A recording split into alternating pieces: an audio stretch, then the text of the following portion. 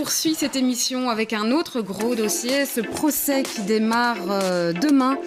Mehdi Nemmouche et Nasser Bendrer, les auteurs présumés de l'attentat du musée juif, vont comparaître demain devant la cour d'assises de Bruxelles. Bonsoir Dimitri Demeco, vous êtes avocat. Bonsoir. Bonsoir, et vous avez couvert notamment en assises des procès, de gros procès, des procès importants.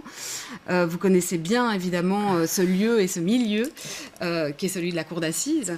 Qu'est-ce qu'on peut attendre d'un procès comme celui-là, qui est le premier, en tout cas dans l'histoire récente, qui est le premier procès d'un attentat terroriste ? Oui, effectivement, ce sera le premier d'une longue série, une relativement longue série. Ce qu'on peut attendre, c'est que 12 citoyens tirés au sort vont devoir juger un des crimes les plus graves que contient notre code pénal, puisqu'il s'agit d'un assassinat terroriste, punissable la réclusion à perpétuité, avec la particularité qu'ici, les accusés contestent manifestement toute leur participation, et donc ces jurés vont avoir la lourde tâche de décider s'ils sont coupables ou non, et ensuite, seulement s'ils sont coupables, quelle peine ils méritent. Ouais, tâche évidemment difficile et qui peut inquiéter, et on l'a vu en effet lundi, puisqu'avait lieu lundi le tirage au sort des 12 jurés, et beaucoup ont demandé à être récusés, ce qui montre en effet la lourdeur de cette tâche et la crainte que ça peut inspirer à certains citoyens. Alors, dans toutes les cours d'assises que j'ai faites, peu de jurés au départ avaient envie d'être jurés. Au début, quand ils s'avancent, ils peuvent faire valoir une excuse. J'ai de jeunes enfants, j'ai un emploi, que sais-je. Si l'excuse n'est pas valable, eh bien, ils sont obligés d'être candidats en tout cas, et puis on voit s'ils sont ou non tirés au sort. Mais autant ils n'ont pas envie au début, quasiment la majorité, autant j'ai toujours constaté que petit à petit, ils entrent dans leur rôle, ils sont craintifs, impressionnés, ils rentrent dans un univers qu'ils ne connaissent pas, et puis petit à petit, ils s'investissent pleinement de leur rôle, le font avec beaucoup de sérieux. Et pour ceux à qui j'ai parlé après, parce qu'on en a rarement, mais parfois l'occasion, tous disent que c'était psychologiquement éreintant, mais une expérience incroyable. Ouais. Évidemment, la particularité dans ce cas-ci, c'est que le procès va être très long et que le contexte est particulier, évidemment. Ouais, on parle de 4 à 6 semaines. Et alors, en effet, vous parlez du contexte. On est dans un contexte terroriste. En France, le système est différent puisque les procès passent devant des cours d'assises spéciales sans jury populaire. Est-ce que le jury populaire s'impose ? Est-ce que les jurés ne risquent pas alors d'être soumis à des pressions très lourdes, voire à des menaces, comme ça a déjà été le cas ? Alors, il faut savoir que justement en France, c'est suite à un procès terroriste où des jurés avaient été menacés et 5 d'entre eux n'étaient pas venus le lendemain, qu'on a décidé d'attribuer les crimes terroristes à une cour d'assises spéciale, sans jurer que des citoyens professionnels, que des magistrats professionnels.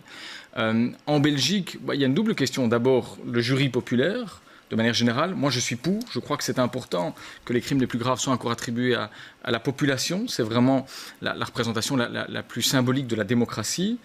Pour ce qui est des crimes terroristes, on peut se poser la question. Maintenant, les jurés prêtent serment, promettent de n'écouter ni la crainte ni la haine, à eux de respecter ce serment et d'essayer de s'abstraire de toute crainte, de toute influence externe.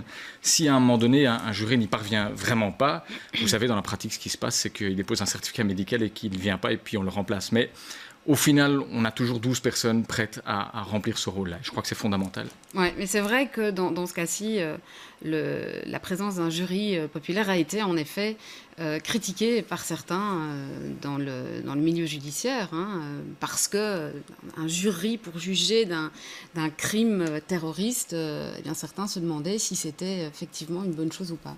Mais il y a cette crainte que les jurés soient impressionnés, et je comprends qu'ils le soient, qu'ils aient peur de menaces peut-être. Je pense que malgré tout, il faut s'en tenir à cette institution, parce que c'est aussi une façon de rendre la justice... Ou qu'ils puissent vraiment juger en âme et conscience d'un acte aussi énorme. Et puis c'est rendre la justice de la manière la plus indépendante possible.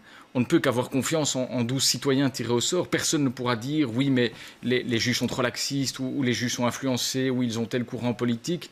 Ici, c'est la population qui juge. On ne pourra pas critiquer cela. C'est ça qui est fondamental, je pense. Et je leur souhaite beaucoup de courage, mais je suis sûr qu'ils feront ça comme toujours avec beaucoup d'investissement et de sérieux. Alors, un procès qui sera suivi pas seulement par les jurés, mais par beaucoup de monde, par tout le monde, peut-être, et en tout cas beaucoup par les caméras et par les journalistes. Un procès qui sera évidemment hyper médiatisé. Est-ce que là aussi, ça ne risque pas d'avoir un impact sur la sérénité des débats ?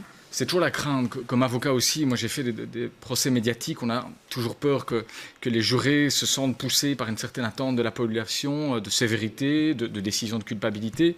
Les premiers jours, oui, et puis comme je le dis, petit à petit, vous savez, ces jurés, ils rentrent dans leur bulle. Ils ne parlent quasiment plus qu'aux autres jurés, à leur famille et encore. Souvent, ils gardent ça pour eux. Et ils sont tellement investis de leur rôle, tout le décorum, tout le processus fait qu'ils sont tellement investis de leur rôle qu'au final, je suis convaincu qu'ils finissent quand même par rendre leurs décisions en pleine indépendance. Et de manière plus globale, est-ce que la surmédiatisation n'est pas aussi un risque pour la sérénité d'un procès, pour la tenue d'un procès? Oui, c'est pas idéal. C'est vrai que quand vous avez là un énorme public, énormément de caméras, moi j'ai connu ça dans d'autres dossiers, peut-être pas à ce point-ci, mais c'est vrai que c'est difficile de s'abstraire de ça, mais je crois qu'on y parvient toujours. Je vous dis, jurés, magistrats, c'est une partie de la salle. Vous savez, à la cour d'assises, il y a cette petite barrière en bois entre les jurés, la cour, les avocats et le public et les journalistes. Et je crois que cette barrière, elle est peut-être symbolique, mais somme toute, elle est là. Et puis surtout, dans la salle de délibération, les 12 jurés sont seuls, réellement seuls.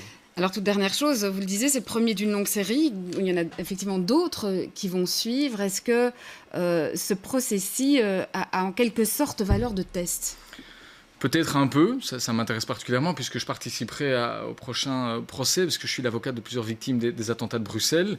Ça se fera aussi à la cour d'assises, ce sera potentiellement encore plus long, peut-être beaucoup plus long, puisqu'il y a un plus grand nombre d'accusés.